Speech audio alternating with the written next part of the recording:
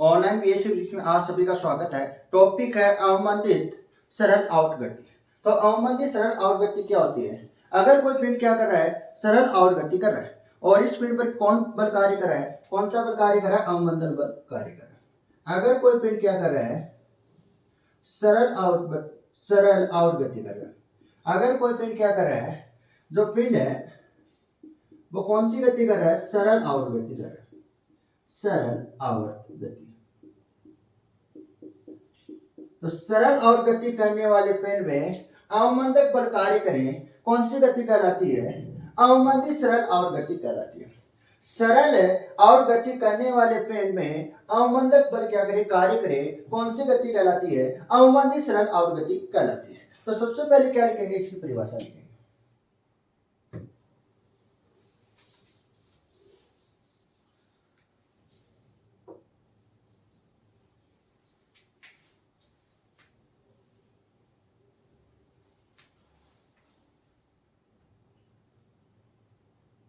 सरल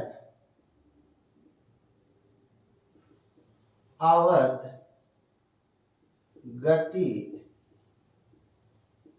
करने वाला पिंड में, गति करने वाला पिंड में, या गति करने वाले पिंड में, ऐसे लिखो, गति करने वाले पिंड में, गति करने वाले पिंड में, गति करने वाले पिंड में अवमंदक बल कार्य करे, अवमंदक बल कार्य करे। कौन सी गति कहलाती है? अवमंदक बल कार्य करे, कौन सी गति कहलाती है? अवमंदित सरल आवर्त गति कहलाती है, अवमंदित सरल आवर्त गति कहलाती है। ये तो क्या होगी, परिभाषा होगी। तो ध्यान से देखना, आप सभी को इस बात का अच्छी तरह से अनुभव है कि सरल आवर्त गति में कौन सा बल कार्य करता है। सरल आवर्त गति में कौन सा बल कार्य करता है, इस बात को आपको अच्छी तरह से अनुभव होना चाहिए। सरल आवर्त गति में प्रत्यानयन बल कार्य करता है, प्रत्यानयन बल कार्य करता है। इसका मतलब अवमंदक बल में, अवमंदक सरल आवर्त गति में, इसका मतलब क्या हुआ? इसका मतलब ये हुआ, जो अवमंदक सरल आवर्त गति में, इसमें दो बल कार्य कर रहे हैं। अवमंदक सरल आवर्त गति में दो बल क्या करते हैं, कार्य करते हैं। कौन कौन से करते हैं? एक तो सरल आवर्त गति में कौन सा बल कार्य कर रहा है? प्रत्यानयन बल कार्य कर रहा है। और दूसरा बल कौन सा कार्य कर रहा है? अवमंदक बल कार्य कर रहा है। तो अवमंदित सरल आवर्त गति में दो बल कार्य करते हैं, एक तो प्रत्यानयन बल कार्य करता है, और एक कौन सा बल कार्य करता है? अवमंदक बल कार्य करता है। अवमंदक बल के नीचे अंडरलाइन कर लेना। अवमंदक बल क्या करता है? कार्य करता है। तो दो प्रकार के बल कार्य करते हैं। तो नेक्स्ट पॉइंट लगा के लिखना,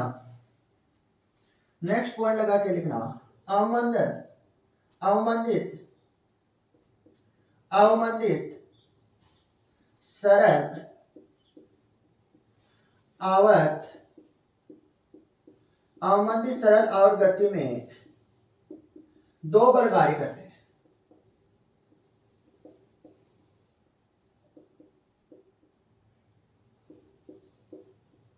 अवमंदित सरल आवर्त गति में दो बल कार्य करते हैं।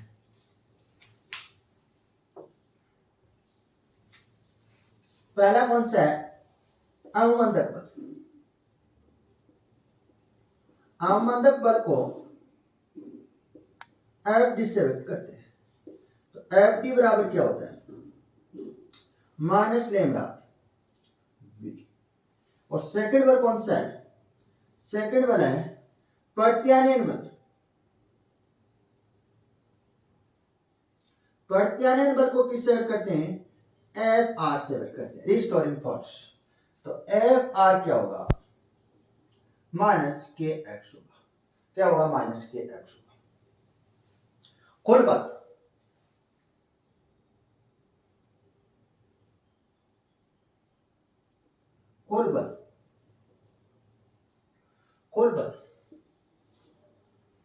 एफ बराबर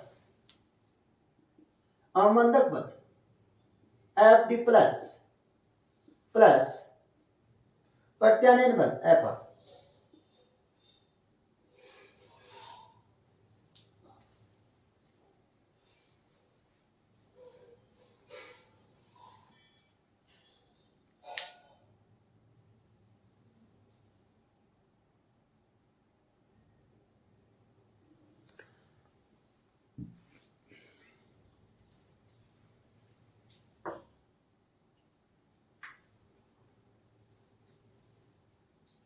तो ध्यान से देखना, अवमंदक बल क्या है, लेमड़ा वी माइनस प्रत्यानयन बल माइनस के एक्स। तो एफ बराबर क्या है, न्यूटन के द्वितीय नियम से, न्यूटन के नियम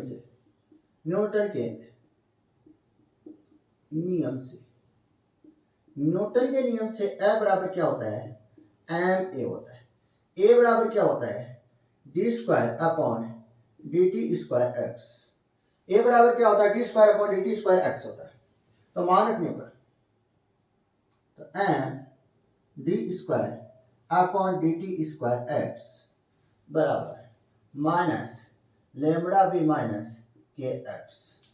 तो d square upon d t square x बराबर minus lambda upon m v minus k upon m x. तो ध्यान से देखना, यहां पर माइनस लेमड़ा अपॉन एम के 2r अवमंदक पूर्णांक, और माइनस के अपॉन एम के प्रत्यानयन गुणांक है ओमेगा स्क्वायर।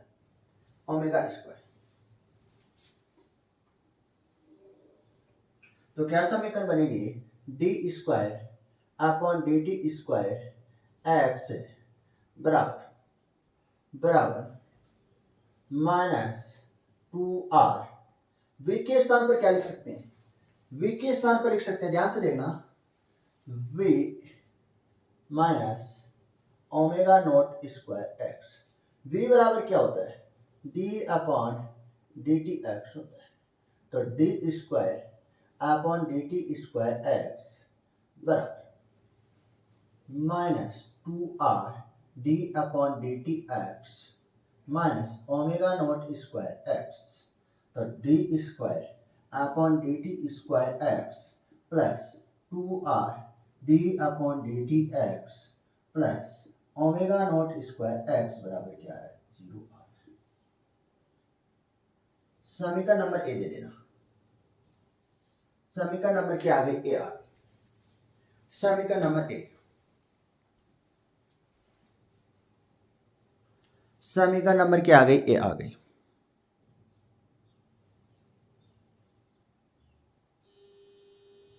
समीकरण नंबर क्या आ गई, ए आ गई।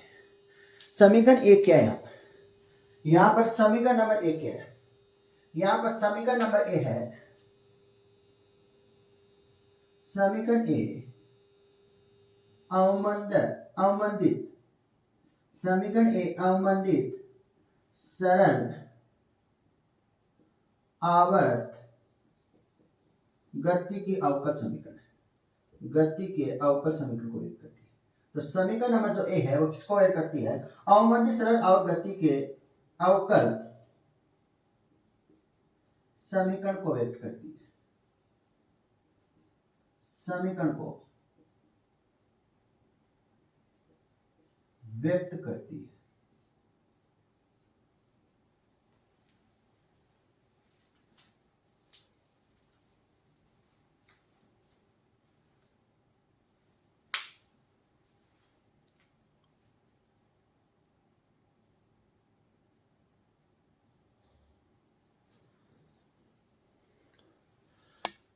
अगला पॉइंट लगाना, समीकरण एक के बाद अगला पॉइंट लगाना, अवकल समीकरण का हल। अवकल समीकरण का हल हम निकालेंगे। हम क्या निकालेंगे, अवकल समीकरण का हल निकालेंगे। समीकरण नंबर एक का हम क्या निकाल रहे हैं, निकाल रहे हैं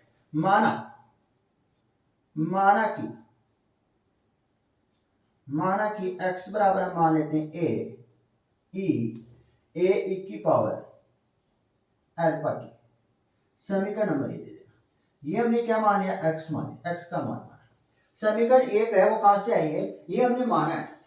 समीकरण नंबर एक को हमने माना है x बराबर ए क्या है यहाँ पर कांस्टेंट है, और ई की पावर अल्फा, अल्फा क्या है कांस्टेंट है, और टी क्या है वेरिएबल है। यहाँ पर टी क्या है वेरिएबल है, नियतांक नहीं है, परिवर्तन है।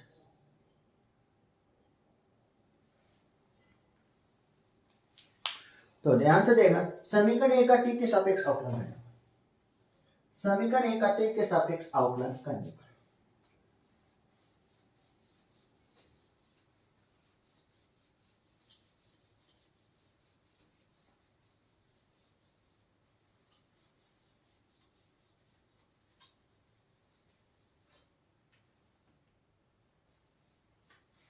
समीकरण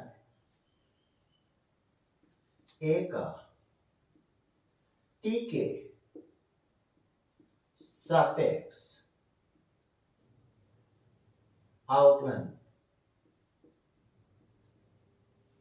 करने पर, तो D upon d t x, a constant है, ई अल्फा टी, अल्फा टी का अवकलन करेंगे तो क्या आएगा, अल्फा आएगा। तो D upon d t x बराबर ए अल्फा ई की पावर अल्फा। समीकरण नंबर क्या आ गई, 2 आ गई। समीकरण नंबर क्या आ गई, 2 आ गई। समीकरण नंबर होना है टी के पौना टी के सापेक्ष अवकलन करने पर,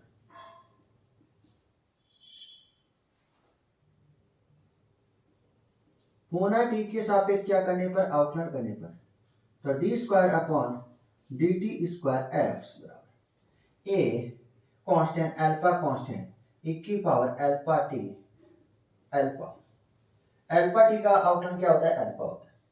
तो d square upon d t square x a alpha square e की पावर अल्फा टी। समीकरण नंबर क्या आ गई, 3 आ गई। समीकरण नंबर क्या आ गई, 3 आ गई। तो ध्यान से देखना, समीकरण नंबर एक को ध्यान से देखना। समीकरण नंबर ए में हम मान रखेंगे D square upon d t square x का मान हमारे पास है, और दूसरी टर्म है D upon d t x का मान हमारे पास है समीकरण नंबर 2, और x का मान कितना माना है, a, समीकरण नंबर ए है। x का मान हमारे पास समीकरण नंबर ए है, और d upon d t x हमारे पास समीकरण नंबर 2 है, और D square upon d t square x समीकरण नंबर 3 है। इन तीनों समीकरणों का मान हम कहाँ रख दें, समीकरण नंबर ए में रख दें। इन तीनों समीकरण का मान हम कहाँ रख रहे हैं, समीकरण नंबर ए में रख रहे हैं।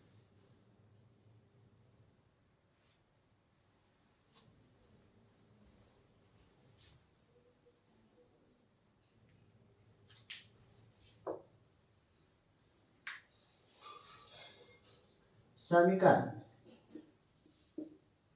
1, 2 व समीकरण 3 का मान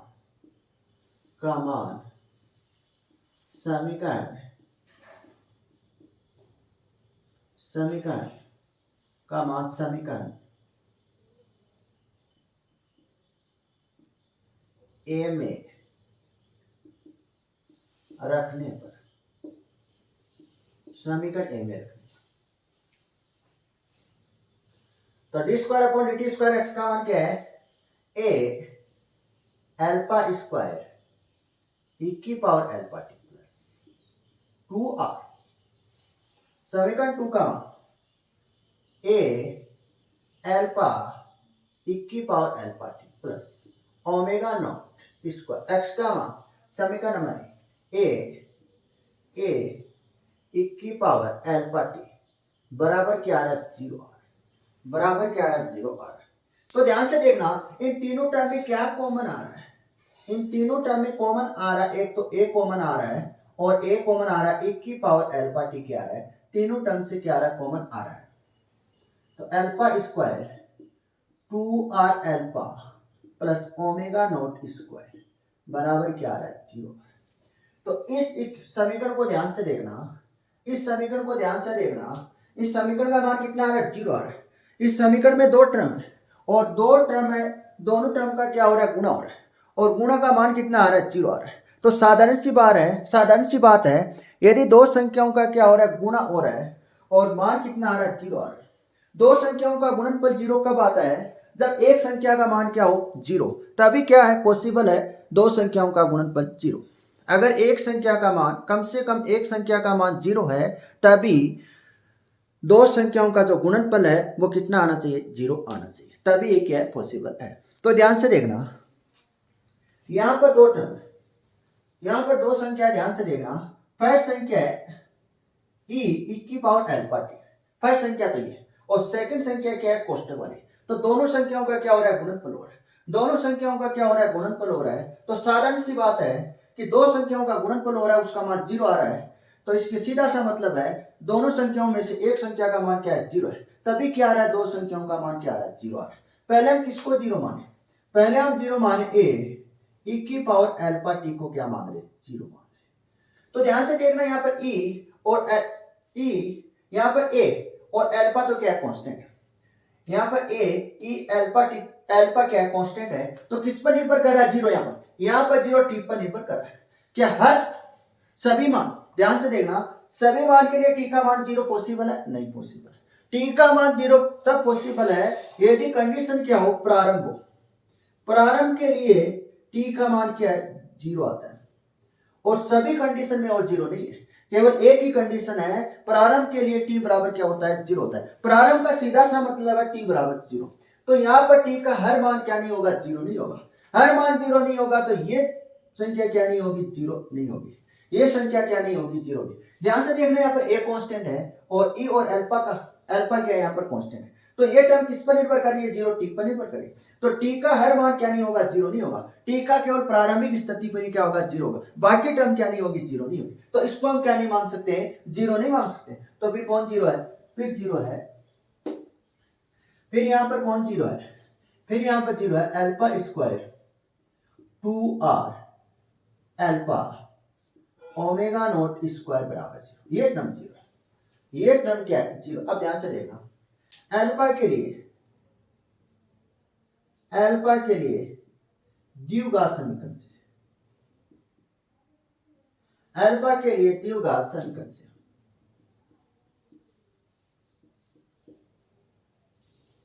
अल्फा के लिए द्विघात समीकरण से, अल्फा के लिए द्विघात समीकरण से।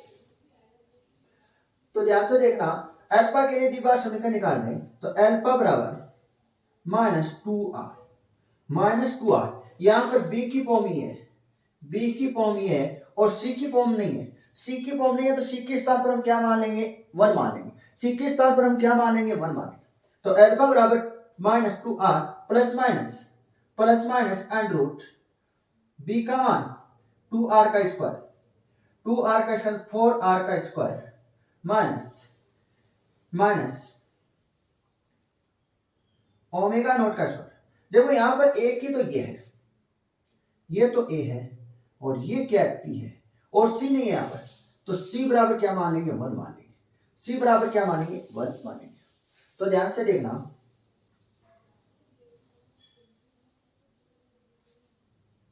ध्यान से देखना, ओमेगा नॉट स्क्वायर अपॉन 2, तो अल्फा बराबर 2r प्लस माइनस 2 क्या आ जाएगा, बार आ जाएगा, यहां पर 4 है, यहां पर 4 आएगा, ये ध्यान रखना, ये आपको द्विघात समीकरण आनी चाहिए, यहां पर 4 है, ओमेगा नॉट स्क्वायर, तो दोनों में से 4 कॉमन आ रहा है, 4 का और 2 होता है, तो r square minus omega not square upon में क्या है, 2 चल रहा है, अपॉन में क्या चल रहा है, 2 चल रहा है।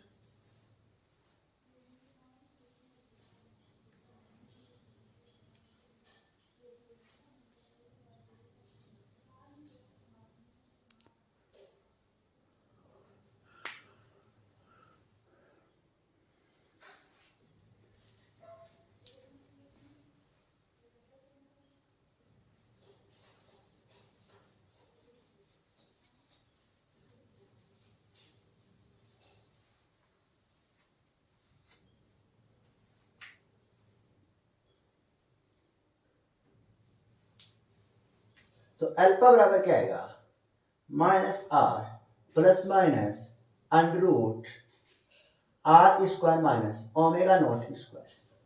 अल्फा के दो मान है, यहां पर अल्फा के कितने मान है, दो मान, प्लस लेने पर, पहला मान है प्लस लेने पर, प्लस लेने पर अल्फा वन का मान क्या आएगा, minus are plus under root are square minus omega not square, और माइनस लेने पर, माइनस लेने पर अल्फा टू बराबर क्या आएगा, minus R minus under root are square omega not square. मतलब अल्फा की कितनी टर्म आ रही है, दो टर्म आ रही है। अल्फा की कितनी टर्म आ रही है, दो टर्म आ रही है, अल्फा वन और अल्फा टू। तो ध्यान से देखना किस प्रकार से हम समीकरण बनाएंगे। x बराबर, पहले तो किसके लिए लिखेंगे, अल्फा वन के लिखेंगे। x का मान पहले किसके लिए लिखेंगे, अल्फा वन के लिए लिखेंगे। तो a की पावर अल्फा वन की, पहले हम कौन सी टर्म लिख रहे हैं, अल्फा वन के लिए लिख रहे हैं। तो यहाँ पर a क्या है, कांस्टेंट है, और दूसरे अल्फा के लिए, अल्फा टू के लिए दूसरा कांस्टेंट आएगा, b कांस्टेंट आएगा, e की पावर अल्फा टू टी आएगा। अल्फा वन और अल्फा टू का मान रखने पर, तो ध्यान से देखना, e बराबर x बराबर a e की पावर अल्फा का मान माइनस अल्फा वन का मान minus are plus under root are square minus omega not square, कोष्टक क्या टी है, प्लस b e की पावर कोष्टक minus under root are square omega not square t. समीकरण नंबर क्या दे देना, बी दे देना।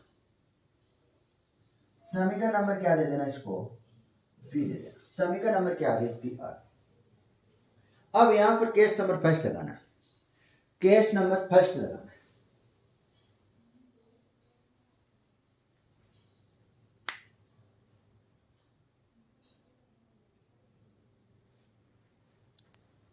समीकरण नंबर क्या आ गए, बी आ गए। समीकरण बी के बाद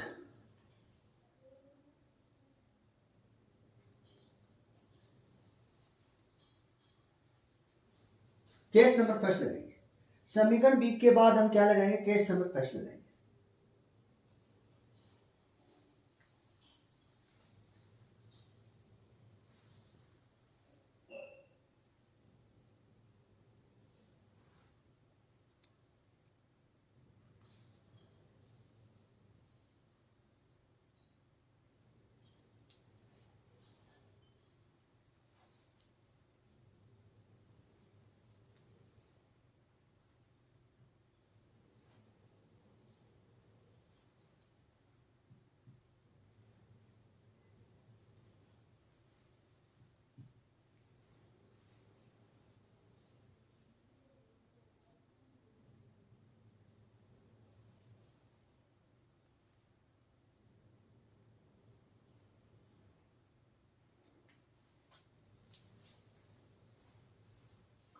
समीकरण बी के बाद लगाना case number first. Case number first कौन सी स्थिति देखेंगे,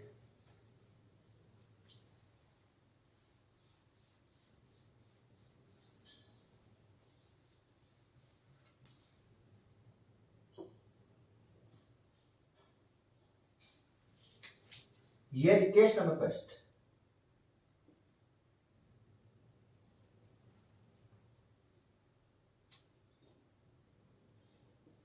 केस नंबर फर्स्ट है न्यून अवमंदित या न्यून अवमंदन की स्थिति। न्यून अवमंदन की स्थिति, न्यून अवमंदन की स्थिति कब होती है, केस नंबर फर्स्ट है न्यून अवमंदन की स्थिति। न्यून अवमंदन की स्थिति कब होती है, जब ओमेगा नोट का मान बढ़ाओ किससे, आर से। जब ओमेगा नोट का मान किससे बढ़ाओ, आर से बढ़ाओ। तो इस कंडीशन में कौन सी स्थिति होगी, न्यून अवमंदित की स्थिति होगी। कौन सी स्थिति होगी? न्यून अवमंदन की स्थिति होगी।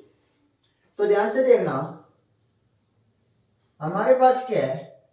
आर स्क्वायर है और ओमेगा नॉट स्क्वायर है। तो ध्यान से देखना, इन दोनों में से कौन सी बड़ी संख्या बड़ी है? आर बड़ी है, ओमेगा बड़ी है? तो यहां पर ओमेगा नॉट बड़ी है। कौन सी बड़ी है? ओमेगा नॉट बड़ी है। तो हमको क्या लेके आना है? ओमेगा नॉट को प्लस में लेके आना है और आर को किस में लेके आना है? माइनस में लेके आना है। क्योंकि यहाँ पर हम क्यों कर रहे हैं? क्योंकि बड़ी संख्या को क्या करेंगे? छोटी संख्या से घटाएंगे। तो किस प्रकार से करेंगे? ध्यान से देखना, बराबर इनमें से हम क्या कॉमन ले रहे हैं? -1 कॉमन ले रहे हैं। क्या कॉमन ले रहे हैं? -1 कॉमन ले लिया। तो ओमेगा नॉट स्क्वायर किस में परिवर्तन हो जाएगा? प्लस में, और आर स्क्वायर किस में हो जाएगा? माइनस में। तो आप सभी को इस बात का अच्छी तरह से अनुभव है कि -1 क्या होता है? आयोटा होता है। -1 क्या होता है? अंडर रूट -1 क्या होता है? आयोटा होता है। तो ध्यान से देखना, under root are square minus omega not square बराबर क्या आता है? ये आएगा iota under root omega not square minus R square.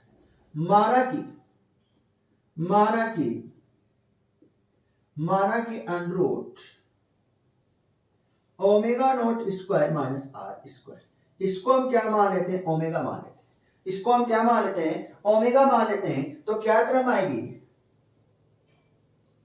Under root are square omega not square बराबर आयोटा, इसको हम क्या माना है? ओमेगा माना है।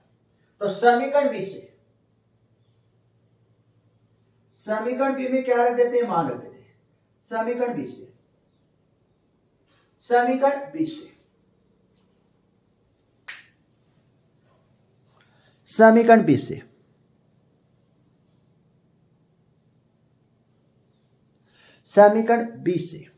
समीकरण बी में क्या रखेंगे? जो under root are square minus omega not square है, इसके स्थान पर हम क्या रख देंगे? आयोटा ओमेगा रख देंगे। क्या रख देंगे? आयोटा ओमेगा रख देंगे। समीकरण नंबर जो बी है, जो अंडर रूट में जो मान आ रहा है under root are square minus omega not square है, इसके स्थान पर हम क्या रखेंगे? आयोटा ओमेगा रखेंगे।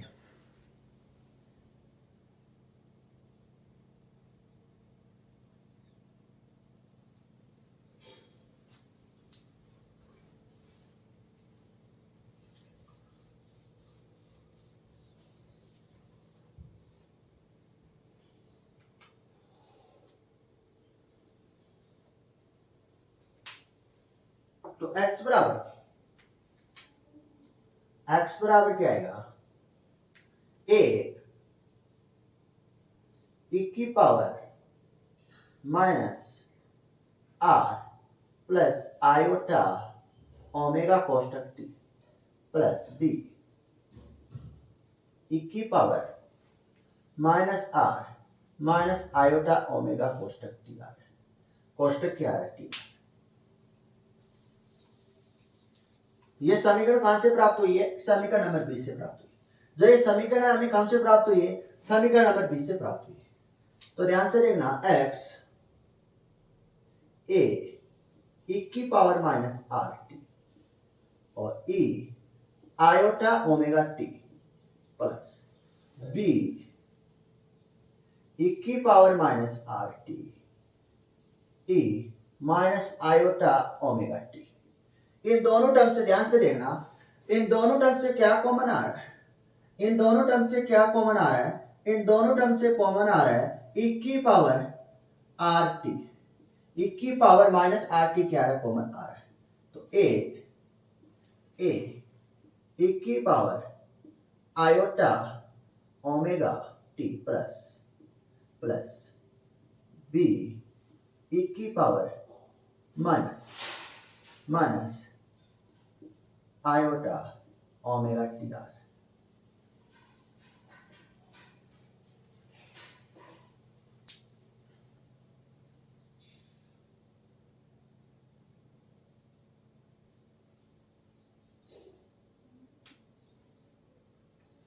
अब ध्यान से देखना, कोणीय विस्थापन क्या होता है?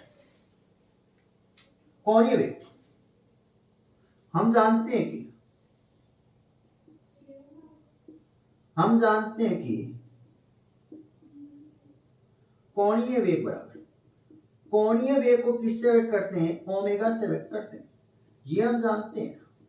कोणीय वेग को किससे व्यक्त करते हैं? ओमेगा से व्यक्त करते हैं। तो कोणीय वेग क्या होता है? कोणीय विस्थापन। कोणीय विस्थापन को किससे व्यक्त करते हैं? थीटा से व्यक्त करते हैं। किससे व्यक्त करते हैं? थीटा से व्यक्त करते हैं बटा समय। समय को किससे व्यक्त करते हैं? टी से व्यक्त करते हैं। कोणीय वेग ओमेगा बराबर, कोणीय वेग ओमेगा बराबर होता है कोणीय विस्थापन को किससे व्यक्त करते हैं? थीटा से व्यक्त करते हैं। तो कोणीय वेग होता है कोणीय विस्थापन अपॉन समय। तो ध्यान से देखना, ओमेगा बराबर क्या हो जाएगा? थीटा अपॉन टी हो जाएगा। तो थीटा का मान निकालें तो ओमेगा अपॉन टी रख देंगे। तो ध्यान से देखना, ओमेगा टी के स्थान पर हम क्या रखते हैं? ओमेगा टी के स्थान पर हम क्या रखते हैं? थीटा रखते हैं। समीकरण नंबर 4 ध्यान से देखना। समीकरण 4 में हम क्या करें? समीकरण 4 में हम क्या रखते हैं? समीकरण 5 का मान रखते हैं। समीकरण 5 का मान समीकरण 4 में रखने पर तो x बराबर क्या आएगा? Minus e minus r t कोष्टक ए की power iota theta plus b की power minus iota theta, b की पावर माइनस आयोटा थीटा। अब ध्यान से देखना,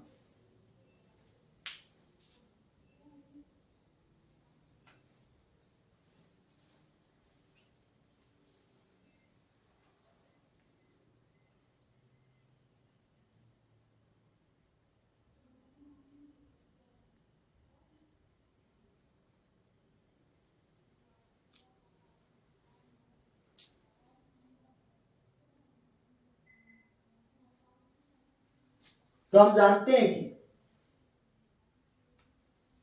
पुनः हम जानते हैं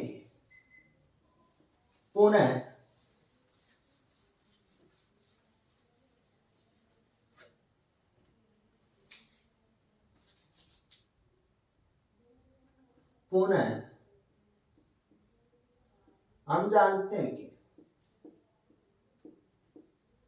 पुनः हम जानते हैं कि ई आयोटा थीटा क्या होता है?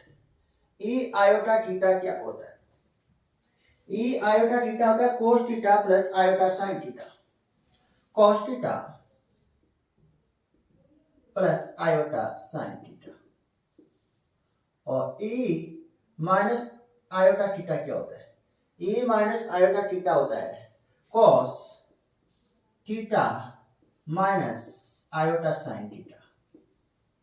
तो ये मान हम कहां रखते हैं? यहां पर रखते हैं। तो x बराबर क्या आएगा? e की पावर माइनस आर टी कोष्टक a cos theta plus iota sine theta plus कोष्टक plus b cos theta minus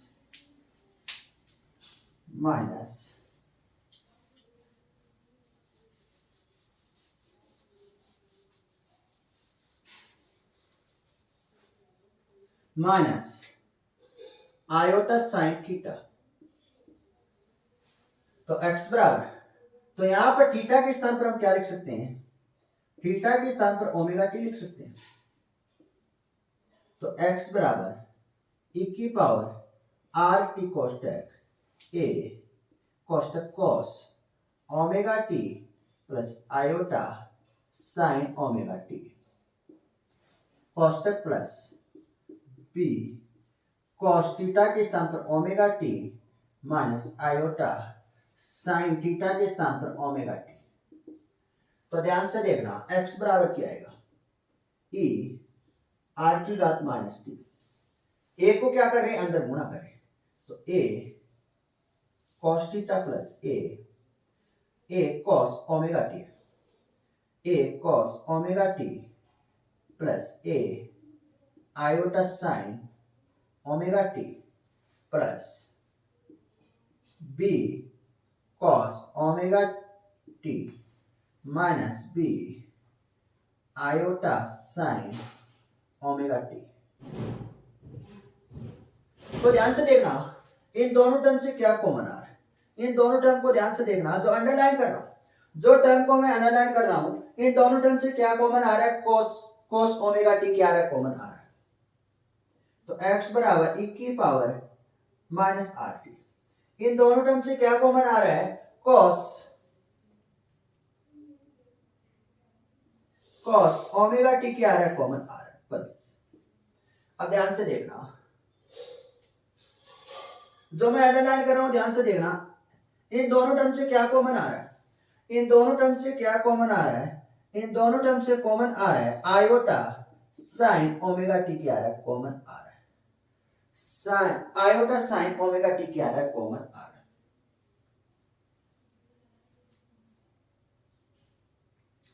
माना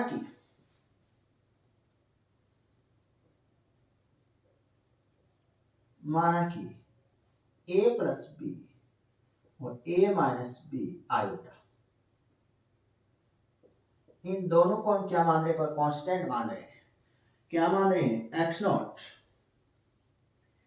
साइन फाइव, क्या मान लेते हैं, a plus B X not sine five X not cos five, ये दोनों क्या कांस्टेंट मान है।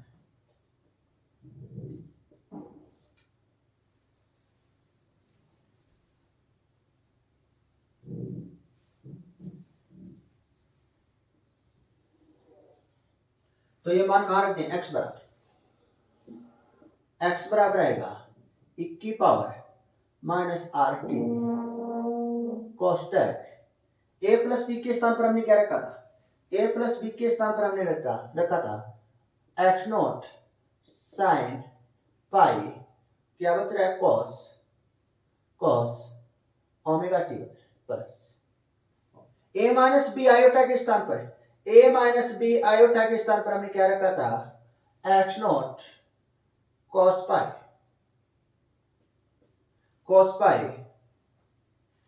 पाई साइन ओमेगा टी। तो ध्यान से देखना, एक सूत्र है, ध्यान से देखना, sign theta plus pi, sign theta plus pi क्या होता है, साइन थीटा प्लस पाई होता है sign pi cos theta plus cos pi sine theta, ये होता है। तो इस टर्म में ध्यान से देखना, इन दोनों टर्म में क्या कॉमन आ रहा है, इन दोनों टर्म में कॉमन आ रहा है, तो हम क्या निकालें, हम निकाल रहे हैं साइन ओमेगा टी प्लस पाई क्या होगा, साइन ओमेगा टी प्लस पाई क्या होगा, sign pi cos omega T plus cos pi sine omega T होगा। अब ध्यान से देखना, इन दोनों टर्म से क्या कॉमन आ रहा है, इन दोनों टर्म से कॉमन आ रहा है एक्स नोट क्या आ रहा है, कॉमन आ रहा है e की पावर माइनस आर टी कोष्टक sine pi cos omega T plus cos pi sine omega T. तो x बराबर क्या आएगा, एक्स नॉट e की power minus r t sine omega T plus pi. समीकरण सी आ गई, समीकरण क्या आ गई, सी आ गई। समीकरण नंबर क्या आ गई, सी आ गई।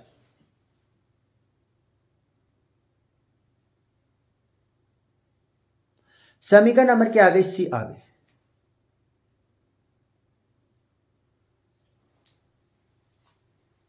तो समीकरण नंबर सी किसको ऐड करती है, समीकरण सी न्यून